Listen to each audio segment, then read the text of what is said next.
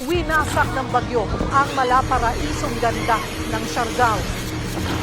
At least 94 deaths and 18 missing. Halos lahat ng resort na wash out. Nagbagsakan ng mga poste ng kuryente. Lahat ng mga gamit namin wala na.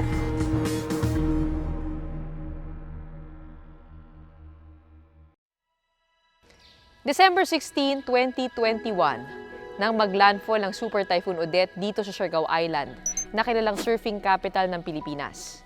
Ito ang pinakamalakas na bagyo na tumama sa isla, makalipas ang higit 3 dekada. Dito sa Siargao Sports Complex na magsisilbi sanang takbuhan at silungan ng mga residente, hindi na nakaligtas sa bagsik ng bagyo. At ngayong nalalapit na ang first year anniversary ng Typhoon Odette, ganito pa rin ang eksena. Ang mga bakal at yero na tila pinunit na papel, nakakalat pa rin na parang kahapon lang nangyari ang delubyo.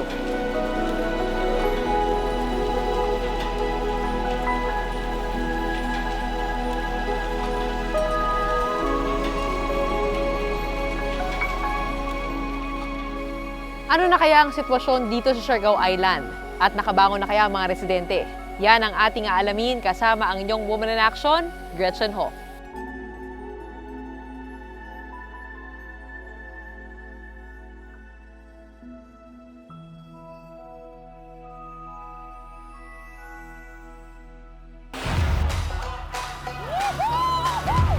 Tinatagong yaman ng La Union. Kable, kable. Black Hawk helicopter. Nais nilang ipakilala ang ibang mukha ng hulo.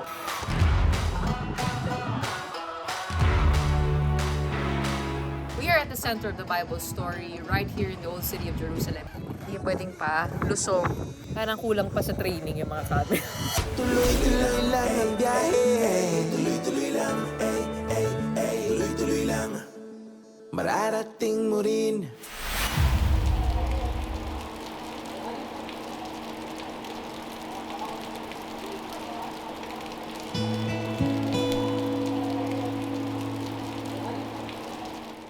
Nakilala ko sa isla si Ernie, mas kilala sa tawag na Boy Bagets, tour guide ang hanap buhay niya sa Siargao. Maituturing na bayani si Ernie dahil isa siya sa nag-evacuate ng mga tao sa sports complex sa eksaktong araw na naglandfall ang Super Typhoon Odette. Kuya Bagets, Yes po, ma'am. kayo pala nagdala ng mga tao dito? Opo, ma'am, yung na-rescue ko dito sa nung bagyo. Ano po ba nangyari nun? Oo. Maaari niyo pong ikwento. Nagsibagsakan na po kasi yung mga bubong, ma'am.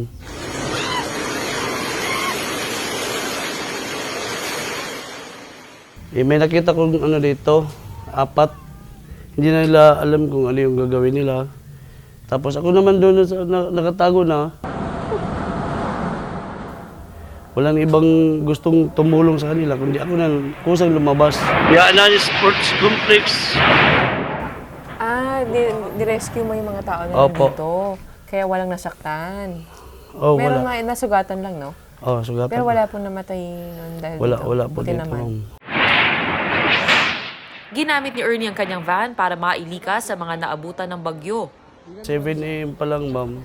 May mga sundalong nakiusap na hakutin ko raw yung mga taga Giralona na mga tao na gusto mong evacuate dito.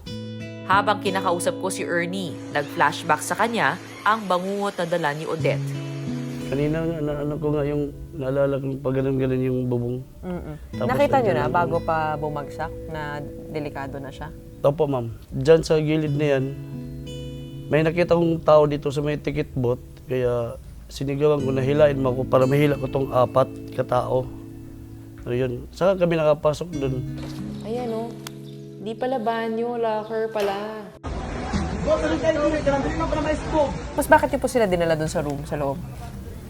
Delikado na kasi, ma'am, para sa kanila. Parang wala na kasing matataguan. Tapos yung doon, parang may mangyayari talaga sa kanila kasi nagsibagsakan na yung mga simento.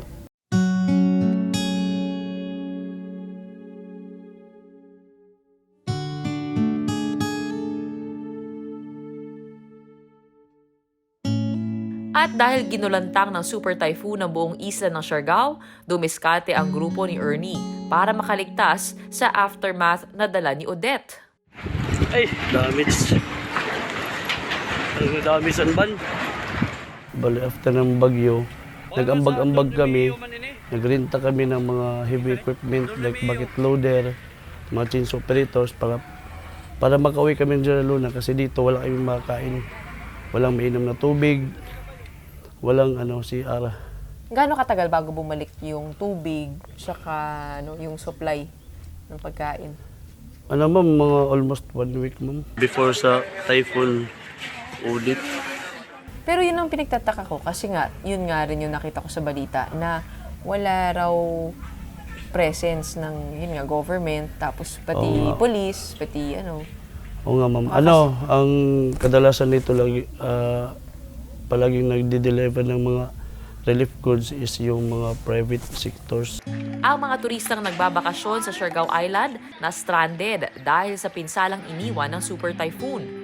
Yung mga turista, ma'am, sinakay namin, hinatid namin sa Del Carmen para makatawid doon sa mainland sa Surigao City. Pero marami naglalakad na lang din. Yung iba, ma'am.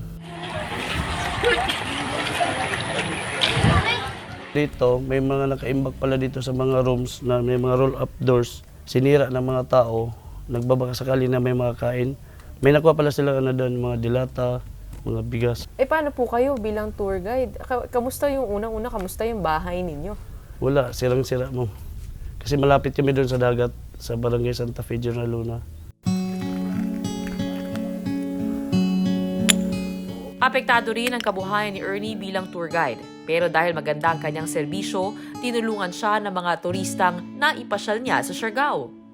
May mga bisita kasi kami, ma'am, dati na sila yung kusang nagbibigay ng tulong financial sa amin. Yung mga guest na nagbabakasyon rito. Yung turista na ang tumulong sa inyo. Opo, ma'am. Hindi naman nagkulang ang gobyerno sa warning para lumikas na ang mga nasa isla. 5 days before ang dumating yung bagyo. Yung iba lang, ayaw lang siguro makinig na gusto mong mag-evacuate.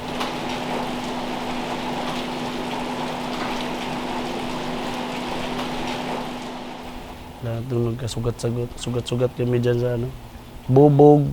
Saan yung sugat niyo? Ito sa akin. Yan, galing yan dito? Oo, ma'am. Yung si Farling sa yata doon, umampas doon sa paa ko. Anong panawagan ninyo? Kailangan magdagdag sila ng mga facilities para tulad sa amin. Halimbawa, may mga calamities na dating na naman, kailangan may mapupuntahan kung saan secure.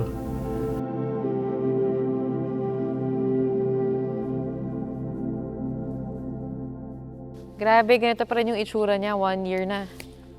Kinover ko tong story na to last December, tapos naalala ko talaga, ganito yung itsura niya, yung bubong ganyan din. Ang nakakagulat, parang hindi nila nilinis, no?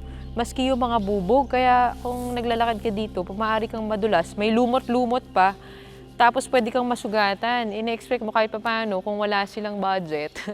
Linisin naman nila yung lugar, pero parang, ganito pa rin, napag-iwanan na.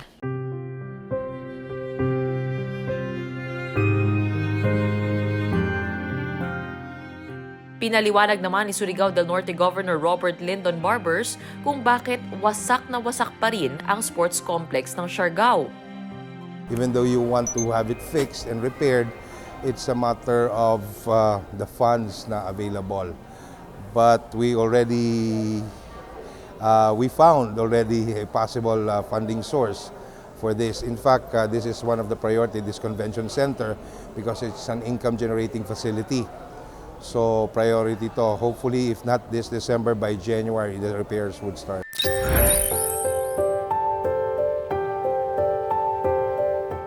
Kinumusta din namin ang Siargao Island Medical Center dahil sa maugong na balitang kulang ang mga doktor nito. Sa ngayon, dahil kakabago pa lang namin na reclassify into a DOH hospital, hindi ko talaga masabi na ano talaga kami, kumpleto. Ano kami ng malasakit center, so may malasakit center kami dito. Aminado naman ang pamunuan ng ospital na kahit sila ay nailipat na sa DOH, hindi pa rin sila masyadong nakakaabante pagdating sa mga pangangailangan nila ngayon. Hindi pa rin kami masyadong ganun ka-independent pa. Under pa talaga kami sa pag-aalaga ng CHD Caraga. We're so thankful talaga na hindi kami kulang sa equipment. Kulang kami sa gamot, medyo. Marami pa kaming doctors na kulang. Pag may mga doktor na they love to be here in Siargao, they love to serve the Siargao noon, no? They want to serve. So siguro mas maganda kung tutulungan kami dito sa SIMC. Naging isang malaking pagsubok din ng Super Typhoon para sa mga health workers ng isla. Nasa pandemic ka pa eh. Tapos here comes na Odette. It was shocking talaga. Lalo na nung nagka-epidemic ng LBM. Makita mo yung hallway dyan, saka yung lobby. Dyan na nakalatag yung mga yung mga pasyente, dyan na yung mga ER beds. So, nakita ko rin na yung mga shift na dapat makauwi na hindi na makauwi. Nagdatingan ng sobrang daming doctors dito. What we're doing, actually, we're repairing the properties. And then we're trying to fill up the positions from, all the medical personnel positions. And at the same time, we would need to procure the equipment needed for a hospital.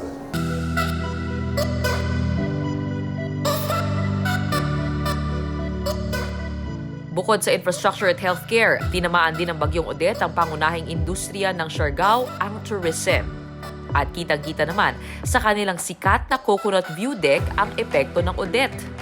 Uy, Mark Phil, nandito Yes. ako 2019. Opo. Grabe, ibang-iba. I mean, naalala ko, nagpipicture kami dito noon. Tapos, parang ang dark pa nung dark green yung kulay ng mga puno. Ngayon, ano nangyari? After nung Bagyong Odette, actually lahat yan nagkulay brown po. Tapos kadalasan po, natumba po yung mga niyog dyan. Tapos eto na yung naging resulta nila. It takes a years to recover etong mga niyog. Ito kasi yung nagdadala ng bida dito sa area na to. Ito po yung unang pangkabuhayan. Kumbaga dito po kumikita, lalong-lalo na yung mga vendors po natin. Oo. So, kumbaga, kung wala po silang mapagkikitaan na halimbawa yung ikakabubuhay sa kanilang mga pamilya. Pagkatapos ng Bagyong Odette, inabot ng 3 buwan bago magbalikan ng mga turista sa Siargao. Pagka April, may mga turista na. April, May, hanggang eto na nga. Oo, padagsa na yung mga turista. Hindi lang surfing ang binabalik-balikan ng mga bumisita dito, kundi pati na rin ang mainit na pagtanggap ng isang island community. Ipinakita pa rin namin sa pamamagitan ng pagngiti namin, halimbawa sa inyo, sa mga turista, pumupunta. Kasi eto lang yung meron kami. Eto lang yung nagpapabigay ng saya, ng nagpapawala ng lungkot sa mga pumupunta kahit alam namin masakit yung dinaranas namin no Bagyong Odette.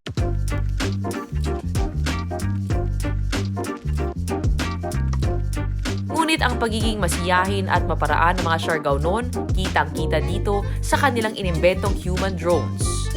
Itong human drone, nagsimula ito ma'am nung pagkatapos ng Bagyong Odette. Nakita nila na pwede pala nilang pagkakitaan. Doon na nila discover na meron palang gantong talento ang taga-isla ng Siargao.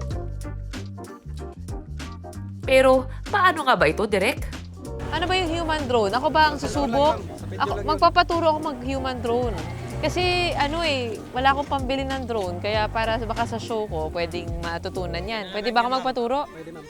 Behind the scene. Pero bago ako magpaturo sa inyo, kayo muna. Oo. Ang gusto ko, galing doon sa taas. Kuya naman, oh. Takip nyo, tayo kayo lahat. Aura lang kayo ng aura. No, tapos yun, ma'am. Okay, ready? 1, 2, 3, sigaw. We love Siargao!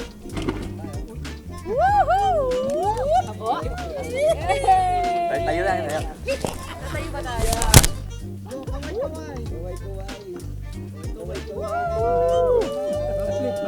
Sasabihin nyo, ang gwapo ko. Ha? Ganun na. It's my turn! Susubukan ko naman maging human Yung drone. pangalawa, pagka gumanon na naman ako, tatakpan nyo. Paglabas ko, gaganon ako, sasabihin nyo, we love Siargao. Okay ba yun? Okay. Ready, set, go! Ang gwapo ko!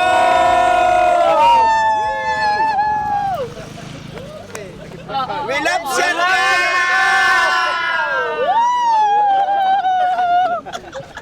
Wow! Ngiti! Paano ba yun?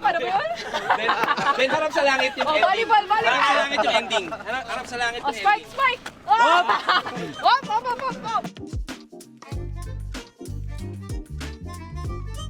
Donation ang katapat na bayad sa mga human drones. Pwede ka rin bumili ng mga bamboo straws na gawa nila for 100 pesos. Makakatulong ka pa sa kalikasan.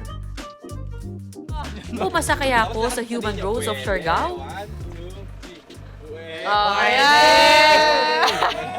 Hindi scripted yun eh. Teka. Yan meron pa ako paikot-ikot parang asap lang Sabi na nga Wow! Ngiti! Di ba kinunan niyo ako kanina? Approve! Maraming salamat po at saludo ako sa inyong lahat. Ano tawag doon? Diskarte.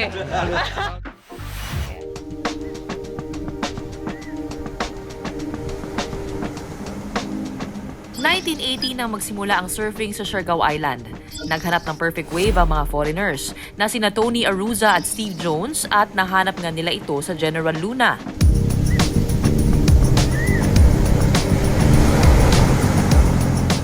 Secret paradise ang Cloud9 na binansagan nila noon bilang jacking horse.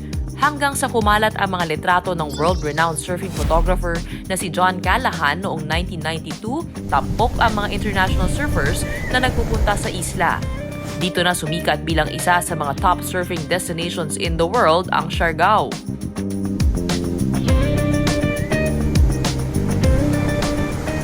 Ngunit hindi lang General Luna ang may magandang surfing spot. Marami ring matatagpo ang surf break sa siyam na municipality ng Siargao Island. Nasa 386.87 square kilometers ang total land area. Ang isla ng Siargao ay bahagi na rin ng Surigao del Norte Province. Isa ang dapa sa mga munisipyo ng Siargao Island. 29 ang mga barangay dito at meron itong populasyon na 36,104. Ang damage na iniwan ni Typhoon Odette sa infrastructure, tourism at agriculture ng dapa ay nasa 4.2 billion pesos. Binisita namin si Mayor Elizabeth Matugas sa kanilang pansamantalang opisina para kamustahin ang recovery ng Economic Center ng Siargao. Ito na yung opisina nila dito sa, ano po tawag dito? Tribunal? Oh, the old tribunal. The old tribunal. Ilan taon na po to? Yung more 200 years old na siguro to, kaya wala pa man ako na isilang. Nandito na to. Pinagkasya nila lahat ng opisina nila dito kasi nasira yung yan. Dito kami lahat. Munisipyo. Kahit si Mayor dito na rin mismo natutulog dahil ang bubong ng kanyang bahay nasira rin dahil sa Odette. Dito na kayo nakatira? Andiyan sa likod. Oo. Bakit ano po nangyari sa bahay po ninyo? Totally damaged eh. Dahil made of light materials. Dito po yung bahay nyo? Yes, Oo, in Dapa.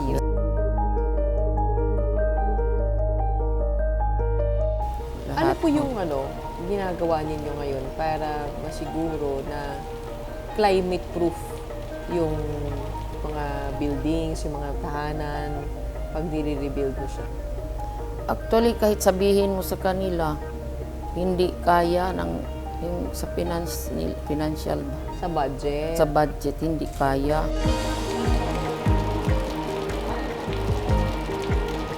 Dapat yung gobyerno ang mag-introduce kung ano bang yung resilient na mga buildings against typhoon.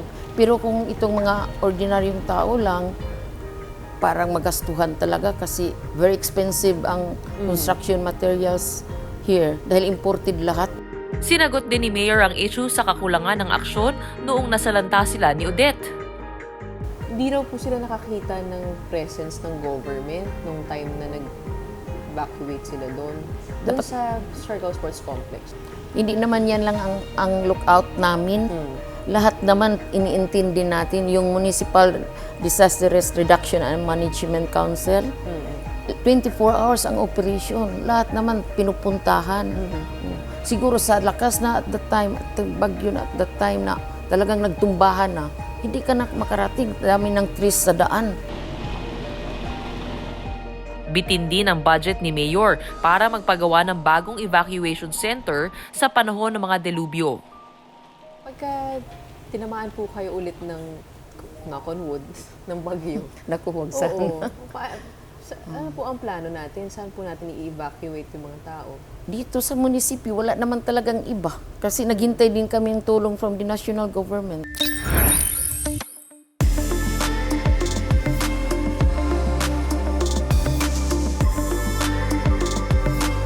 Dire-diretso na ang pagbangon ng turismo sa Siargao. Isa sa mga sikat na dinarayo dito, ang Maasin River sa Municipality of Pilar.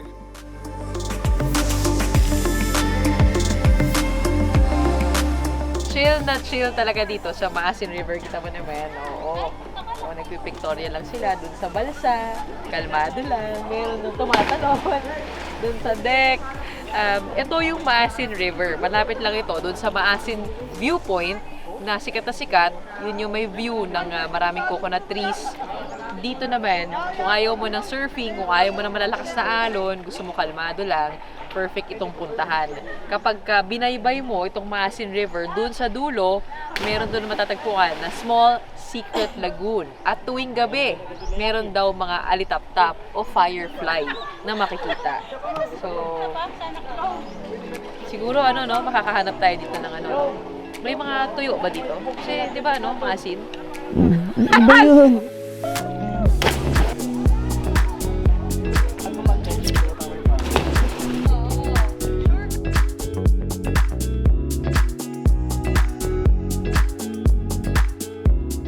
Nakakagutom din talagang maging turista, kaya naman hindi natin palalagpasin ang mga local delicacies na ating madadaanan. Parang gusto ko ng Gusto ko ng Pinoy. Pwede bang Pinoy? Foreigner. Meron ba? Magkano? 20, ma'am. Mahilig ka man yan. Sige nga. Eto, ano to? Clams, ma'am. Paano kinakain to? Lagyan suka, ma'am. Tapos diretso na? Oo. Magkano naman to? 10 pesos yung ganyang kalaki, ma'am. Sige, turuan mo nga ako.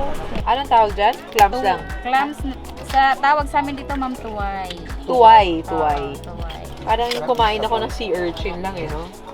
Lagyan ng suka, ma'am. Oo. Paanghang ba yan? Oo. Ayan, parang nililinis mo, no? Oo. Tapos, isang higop na gano'n. Sarap nga. Ang linis. Diba, ito pang linis, diba? So, kailangan medyo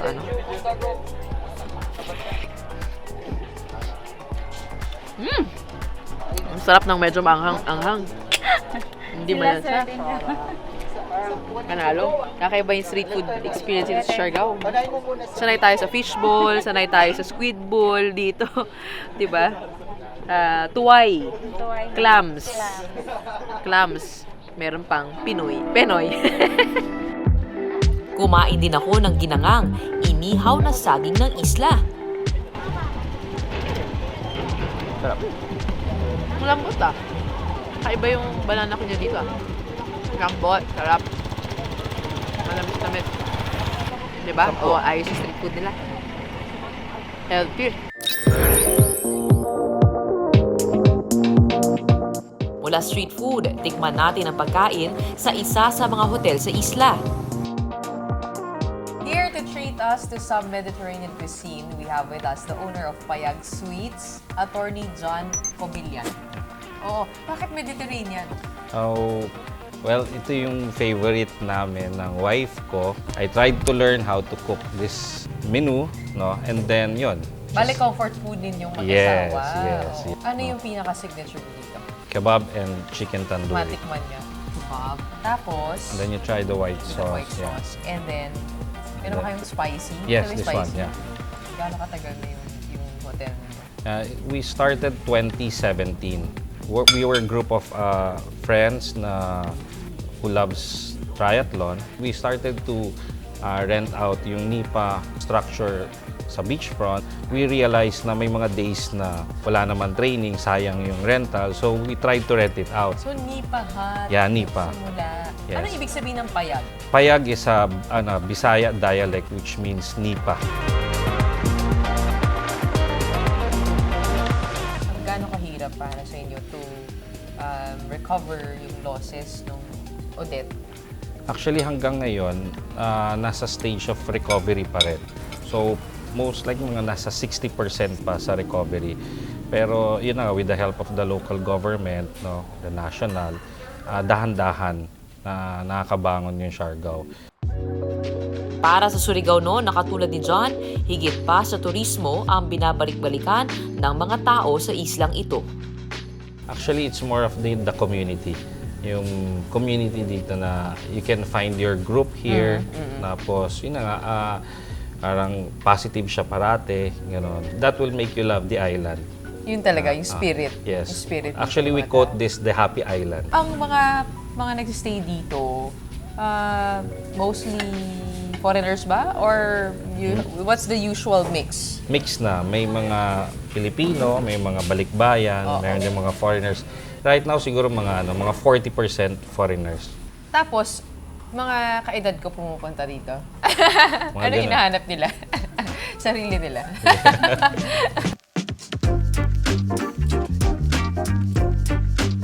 Ito ang sikat na tourism road sa General Luna. Buhay na buhay ang nightlife dito. Bukas na mga souvenir shop at mataas ang energy sa party places katulad na lamang ng Harana Bar. Sinong mag-aakala na ang ganitong kasayang eksena ay giniba rin ng Odette noon? There used to be a beach bar before on the front side, and then it totally got wiped out, and the water came in here. So this side here fell down, and then part of the roofing collapsed also. Everyone was so hopeful, you know, feeling that it's finally time to recover from the pandemic, and then typhoon happened. So we're back to ground zero, technically ground zero. We prioritized our own people first, and then when it started getting better, like we had local tourism coming in. We have local tourists actually as early as March. Sarana has been the OG place in Siargao. So it's it's already a pillar in the community. If you're planning to come to Siargao, we have authentic Filipino food in the island. Now we have flavors of Mindanao. We have it here.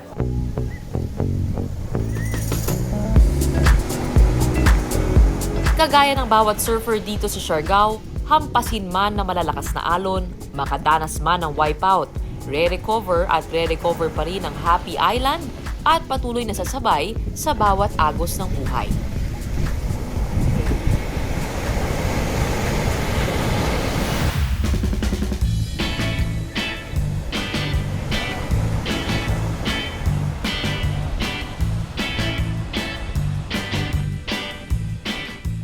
World-renowned ng Cloud9 Boardwalk o ang Natajan de Kabuntog na ang ibig sabihin ay tulay ng masaganang pamumuhay. Ito rin ang nagtawid sa mga Siargao noon para isulong ang industriya ng surfing sa lugar. Kung para sa iba, isang sport ang surfing, para naman sa mga kabataan dito, ito ang kanilang paraan para maitawid ang kanilang pag-aaral. Ito uso dito! Woohoo! Ganito ang karaniwang eksena ng mga batang ito sa bayan ng San Isidro sa Siargao, halos 43 kilometers mula sa sentro ng turismo ng isla. Gawain should need. Sila ang mga scholar ng Sun Crew, isang non-government organization na tumutulong na iangat ang antas ng edukasyon sa lugar. Now I knew. Karamihan raw kasi sa mga batang Siargao noon, hindi pa rin marunong bumasa o sumulat kahit nasa 8 gulang na. Di marunong magbasa kahit grade 6 na. Nag-propose yung board director na gawin yung read program na kung saan nga 2 months siya, summer read program na layunin na tulungan at turuan yung mga bata kung paano magbasa. Sa after 2 months na programa, may nakita kaming big impact talaga, big improvement sa mga bata dahil from di sila makabasa ng kahit letters lang or sound, makakabasa na sila ng word. Surfing ang pangunahing hanap buhay ng mga lokal sa isla at biyaya kung ituring nila ang mga higanteng alon na nagdadala ng kasaganahan sa kanila. Kaya naman maging ang mga kabataan sa murang edad pa lang ay nakikipagbuno na sa mga naglalakihang alon. Hindi lang para magsaya, kundi para balang araw ay maitaguyod nila ang kanilang mga pamilya. Yung founder ng Sun Crew, nakita niya na grabe talaga yung love ng mga bata sa surfing. Sa sobrang love nila sa surfing is di na sila pumapasok, nagka-cut na sila sa klase nila. Kaya naisipan nila na gawing incentives yung board. Kapalit ng libreng surfing lessons, sinisiguro ng Sun Crew na hindi napapabayaan ng mga kabataan ang kanilang pag-aaral. Dapat mataas yung grade nila, dapat inkumpleto yung attendance nila sa school. At dahil tourist destination rin ng Pasifiko, kasama rin sa mga itinuturo sa mga bata ang wikang Ingles. Para makapag-usap sila ng maayos sa mga foreigner, at the same time is ma-express din nila yung sarili nila. Bayo dito sa Cloud9, bayo naman kamo dito sa set. Katulad ng pagbabasa, susi sa tagumpay sa surfing ang pagkakaroon ng magandang pundasyon. Ito ang sinisikap ng Bagtik Surfers, ang bagong henerasyon ng surfing champions sa isla. Mas maganda kasi mas mga bata dahil mas maaga mo nahasa. So pagdating ng ng mga 3-4 years old na sila sa training. So gagaling talaga sila. So more advantage pag bata. We don't put wax on, it's very slippery. Nakilala namin sa grupong yan si Noah Hartfeld na sa edad na 18 ay gumagawa na ng sariling pangalan sa mundo ng surfing. I just started the training like last year, so I've been training for almost a year now with the Philippine team.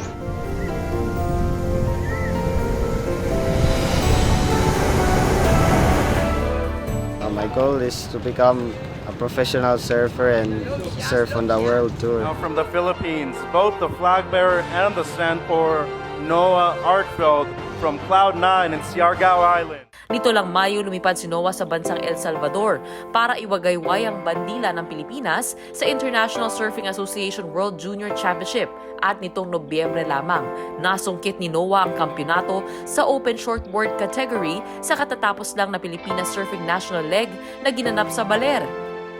Ngunit katulad ng iba pang professional surfers dito, kailangan pa ni Noah ng sponsor para magtuloy-tuloy ang kanyang pagsali sa mga torneo. So that's really important for me because I'm currently number 1 now on the rankings. So I have to get a good result there so I can stay number 1.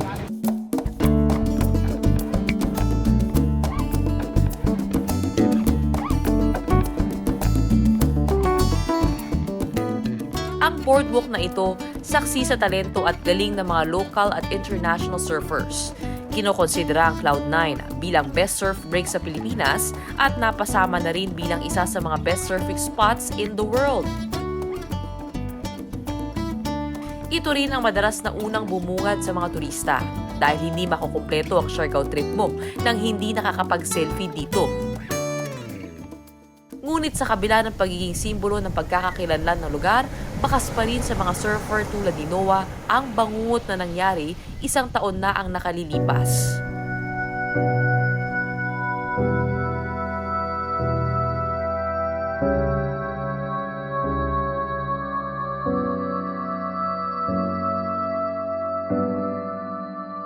Ang buong boardwalk, pati na rin ang view deck na wipe out ng bagyong Odette.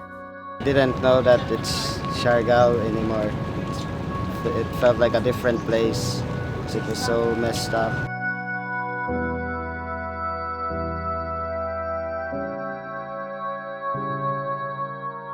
Nasira lahat simula doon sa may beach na boardwalk hanggang dito. Dito kasi dati 3rd floor siya. So nung nag-audit, wasak talaga siya lahat. Tapos doon sa my beach, mayroon pa doon isang tower na 1st floor. So lahat na tatanggal lahat.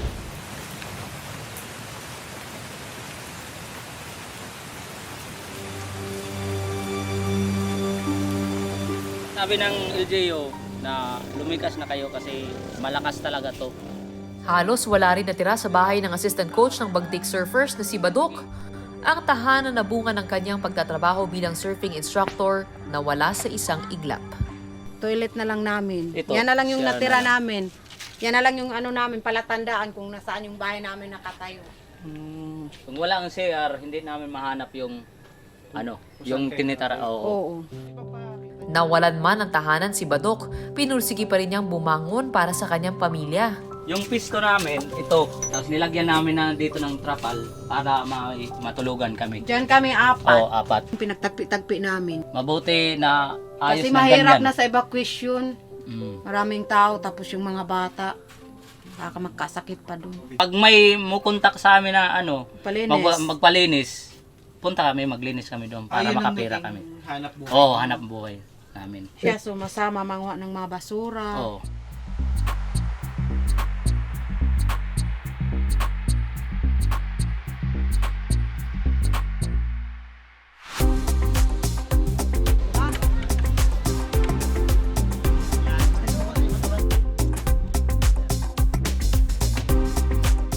Wala pang isang taon ay unti-unti na rin nanunumbalik ang mga turista at muling umalo ng pag-asa para sa kinabukasan ng mga Siargao noon.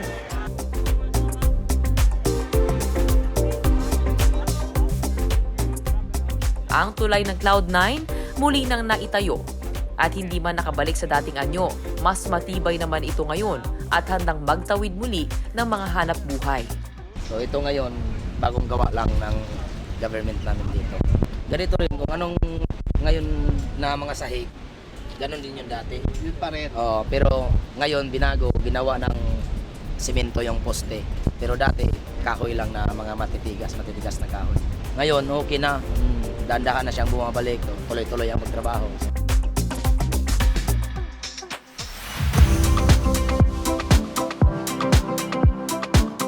Paraiso para sa mga dumarayong turista ang isla ng Siargao.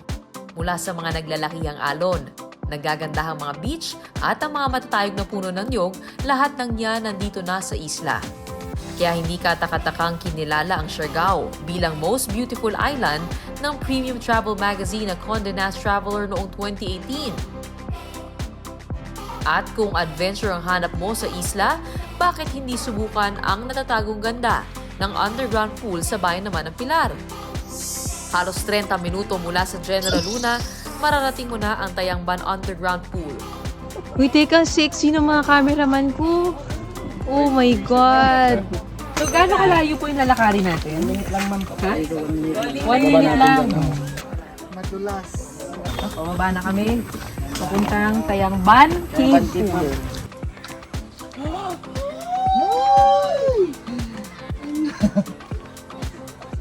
Gusto nyo ng adventure, Adventure. Doon tayo papunta pa ganon. Papasok po doon, ma'am. Kasi dadaan tayo sa dilim. Yes. Wow. Kaya may tayo, flashlight. Wow, lamig! Lamigin pa pala problema. Lamigin din ako. Lamig nga! Lamigin ako. Woohoo! Kailangan pag nandito ka may kayakap ka. Oo. Ay! Pag nawala ka sa dilim, nilamig ka. Okay, let's go guys! Dahil hindi pantay-pantay ang mga bato, kailangan dahan-dahan lang sa paglalakad.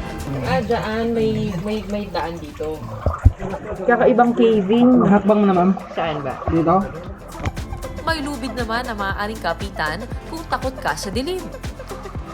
So may mga parts dito na medyo malalim, kaya kailangan alam mo kung saan ka dadaan, napaka sa bato, tapos hawak ka dito sa tali na to. At pagkatapos ng ilang minuto, bubungad sa'yo ang mga naglalakihang rock formation sa loob ng kuweba na daang taon din ang binilang bago nabuo. Tirahan din ito ng mga paniki, kaya may mga parte na medyo malakas ang amoy. At matapos ang mahaba-habang akyatan at languyan sa loob ng kuweba, para na rin kaming nag-workout.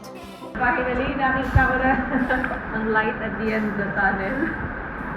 Medyo matagal-tagal din yun, hindi ko in-expect yun Pero, wow, ang ganda.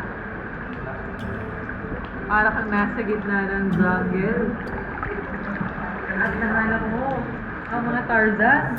Paglabas mo dun sa cave, ito yung reward.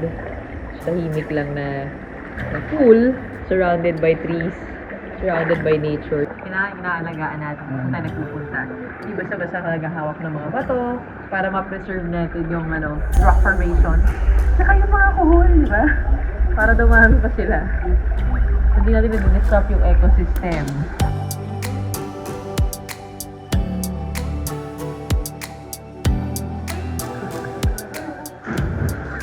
Pero hindi dyan nagtatapos ang ating Tayangban Underground Cave Adventure.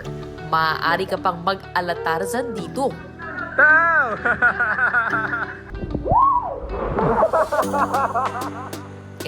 Hindi nga naman kasi ako si Tarzan.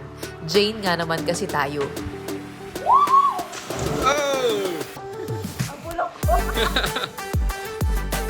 Ang sabi ng mga lokal dito, marami pang tinatagong kuweba ang Siargao Island na dapat pang madiskubre. Ngayon, naghahanap nga tayo ng mga tourist spots dito sa Siargao na hindi madalas napupuntahan. Meron tayong mga kasamang tutulong sa atin ngayon. Oo. Hi! Hello! Ito mga batchmates ko. Mga Gen Z. Gen Z din. Ito, si Mark at saka si Joshua. Ang pag-discover sa mga hidden spots dito sa Siargao ay siyang misyon din ng millennial content creators na sina Mark Roa at Josh Chua. Dati rin silang mga turistang pinili ng manirahan na rito. When I went to Siargao, it's a totally different world for me. So that's when I started realizing na you can live naman pala with being simple. You do not really need to have so much. You just need to have enough. And you're still happy na in its full glory talaga. Pero yung pinaka nagpa-stay talaga sa akin here is the community. It's the locals here talaga in Siargao who would really root you here dito sa island. Hindi nakaka-stress dito sa island pag sa island ka nakatira. Si Mark ay isang travel vlogger at si Joshua naman ay nakilala sa kanyang specialty sa paggamit ng drone. Dahil na-inlove na sila sa isla, work from home ang naging peg nila rito. Hanggang sa nagtayo na sila ng kanilang sariling travel agency para makapaghatid ng trabaho sa mga lokal. Layon nilang ibida ang ganda ng Siargao sa pamamagitan ng kanilang content online. Ito palang mga kasama natin ngayon, mga staff ni Mark sa kanyang tour agency. Kasi mula sa pagiging content creator, siya na ngayon ay nagbe-business. Oo. Nagtutour na siya ng mga tao rito. Diba? Ang galing, nakakatuwa. At ginamit ni Mark ang kanyang kaalaman para kumita.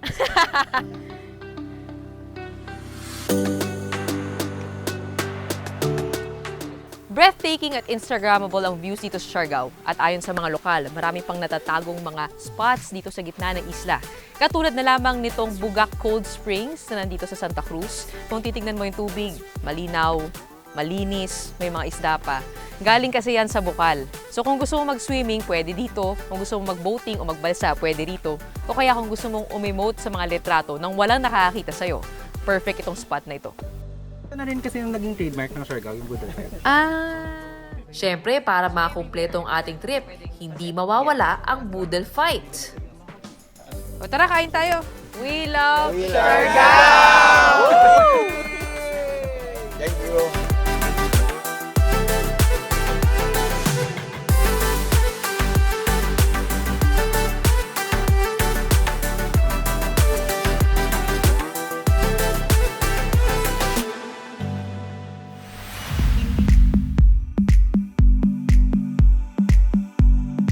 Good vibes! Chill!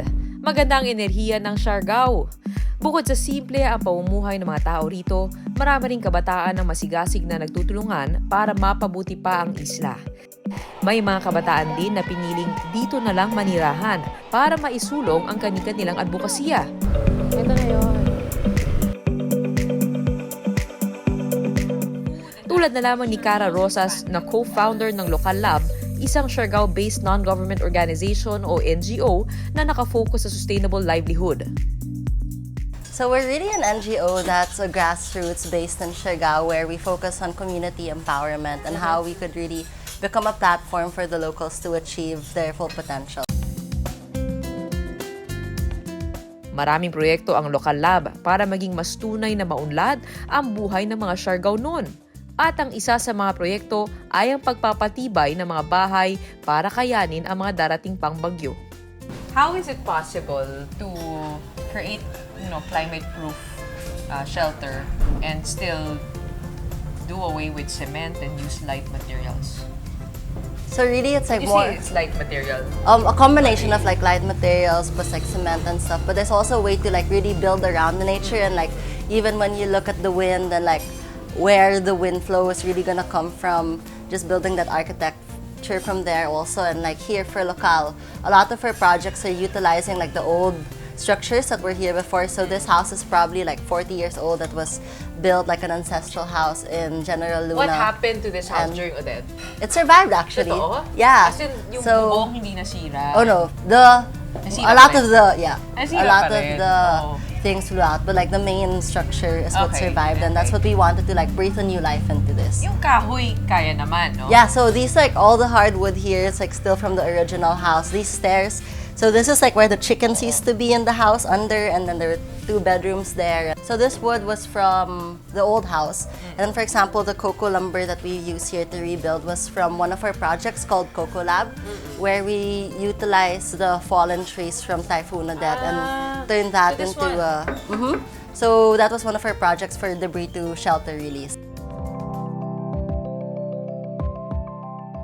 Community hub din ang lokal para sa mga artists mula sa iba't ibang sining para magamit nila ang kanilang talento sa pagtulong. Para maging self-sustainable din ang lokal, nagtayo sila ng kanilang snack bar kung saan ang mga ingredients ng mga pagkain na nasa menu nanggagaling din sa local farmers. Dito ko natikman ang kanilang likhang coconut coffee. Sarap, parang buko shake with kape. bagay pala. Sarap.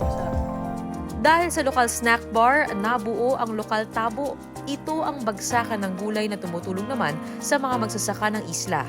Problema kasi rito ang mahal na presyo ng mga pagkain dahil sa kanilang pag-aangkat ng mga sangkap mula sa labas ng isla.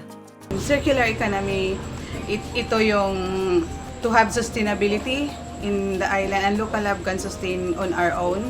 We will help the community not only for farming, hindi naman all the time surfer tayo. And then, for me, farming is really exciting. Kasi dapat nilang mabalance yung kasi kung magsusurf ka lang, wala kang kakainin. So, we can teach them, we can motivate them how to do farming. Bukod sa mga farmers, tinutulungan din ng Local Lab na magkaroon ng boses ang kabataan. Oy, Carlet, so ikaw pala gusto mo maging journalist, no? Opo. Isa sa mga interns nila ay si Carlet. Yung nakikita ko po sa isla, lahat ng nagsusulat ng tungkol sa isla, hindi mga taga-isla. Ganun? Opo. Yung mga storyang sinusulat nila, yung mga nagsusulat, mga dayuhan kadalasan. So, ang nais ko po sana ay makapagbahagi ng mga istoryang galing sa perspektibo ng bilang isang lokal ng isla ng Siargao. Kagaya ng ibang taga-Siargao, may kwentong Odette din si Carlet. Ito po yung community kitchen. Kasi nangyari po yan pagkatapos ng bagyong Odette. Walang pagkain kasi sira lahat. Ano nangyaring magic dito? Alam ko po, pagbabayanihan. Kasi kadalasan po ng mga nagluluto at naghahanda ng pagkain ng community kitchen ay mga lokal. Hindi lang po nabigyan ng pagkain ang komunidad, kung hindi nabigyan din po ng pangkabuhayan ang mga taong naghahanda ng So, pagkain. ilan yung nag-prepare? Parang puro babae, ano? Opo, kadalasan po mga babae, pero meron pong mga lalaki Meron dyan. din, oo. Ang pamilya ko po ay isa po sa mga benepisyaryo ng proyektong yan. Malalim ang hugot ni Carlet sa kanyang storytelling. Perfect para sa isang future journalist. Ano nakikita mo dito sa picture na to? Yung resiliency po, na kahit sa kabila ng dilubyo, naranasan ng mga kabataang yan ay may ngiti pa rin sa kanilang mga labi at nakikita ko ang pag-asa sa likod. Speaking of sustainable, kung gusto mong ikutin ang isla ng Siargao, pwede kang mag-rent ng van. At pwede ka rin magmotor. Pero kung gusto mo ng kakaiba, mas matipid at healthy sa katawan na mode of transportation, aba, bisikleta ang sagot dyan. 2019 nang una kong tinahak by bicycle ang Siargao Island. Bukod sa maganda ang mga daan, balanse ang combination ng mga patag at uphill climbs, napakaraming spots kung saan pwede kang tumigil para magkaroon ng scenic water breaks. 128 kilometers. First time kong lumagpas ng 100 kilometers sa bike ride na yun. Pero dahil sa ganda ng tanawin, hindi ko gaanong napansin ang pagod. At dito ko rin nakita ang potensyal ng isla para maging bike-friendly destination. Sa pagpapatuloy ng Bike for Livelihood project ng Women in Action kasama ng MVP Group, nakapagpadala kami ng 100 bicycles sa isla ng Siargao. 50 bisikleta ang iiwan sa local government para gawin itong isang co-op kung saan parerentahan ang mga bisikleta sa mga international at local tourists. Sa ganitong paraan, maaari pa nilang pagkakitaan at mapangalagaan ang mga bisikleta. 50 bisikleta naman ang ibinigay sa iba't ibang mamamayan mula sa 8 municipality ng Siargao, mula sa mga construction worker, job order, estudyante, messenger, garbage man at iba pa. It's definitely going to be a big help for the people of this province, especially in terms of their livelihood. Those who were affected by the Typhoon Odette last year, no? Through these bikes, it's some sort of a concept of a cooperativism. Most of the cooperatives that we helped out are hog racers, for example, poultry racers. So medyo kakaiba ito, bisikleta. Dahil mahalaga rin ang infrastruktura, malaki raw ang posibilidad na magkaroon ng bike lane sa isla. In fact, I would like to coordinate with a lot of bikers association, maybe get some ideas from them because they're the ones who's really familiar with biking. So maybe we can come up with a collaborative effort and again, sa island, come up with parang bike lanes. Namahagi din ng mga bangka ang PLDT Smart Foundation at iba pang mga pangangailangang medikal na napakahalaga para sa pagbangon pagkatapos ng Odette at maging ang pandemya. We started off with a medical mission together with Makati Medical Center Foundation and Metro Pacific Investment Foundation for their Healthy Top program. We turned over 12 boats. Some boats to Santa Monica, which was very hard hit, no? Yung ating fisher folk doon, as well as General Luna. It's like the culmination for us in PLDT Smart Foundation. We are turning over 100 bikes for livelihood together with Women in Action, Gretchen Ho.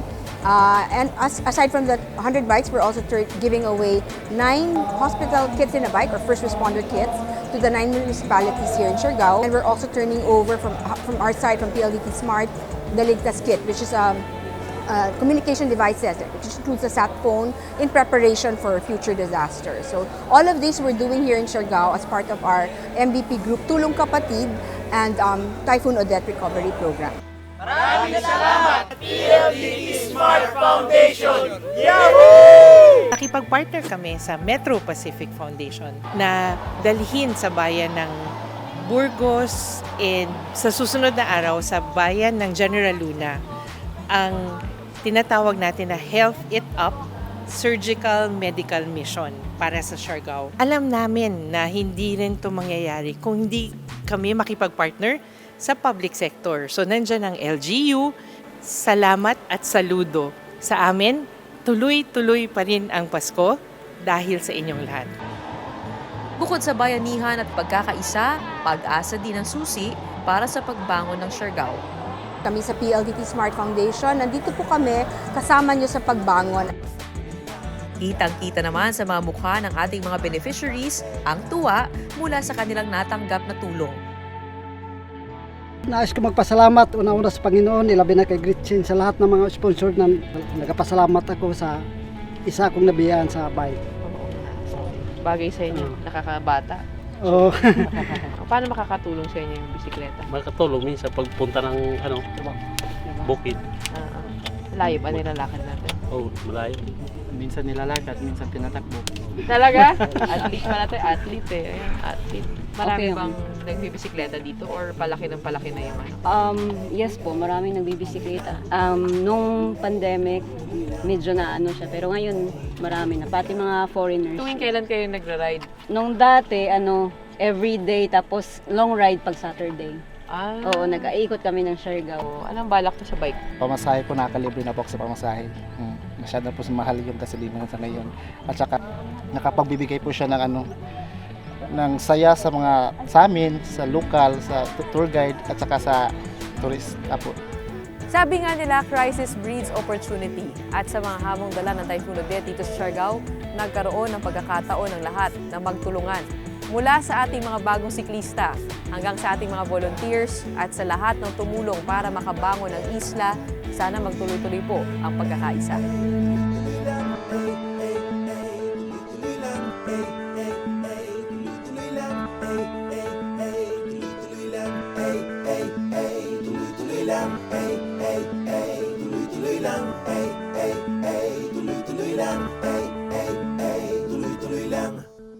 Mararating mo rin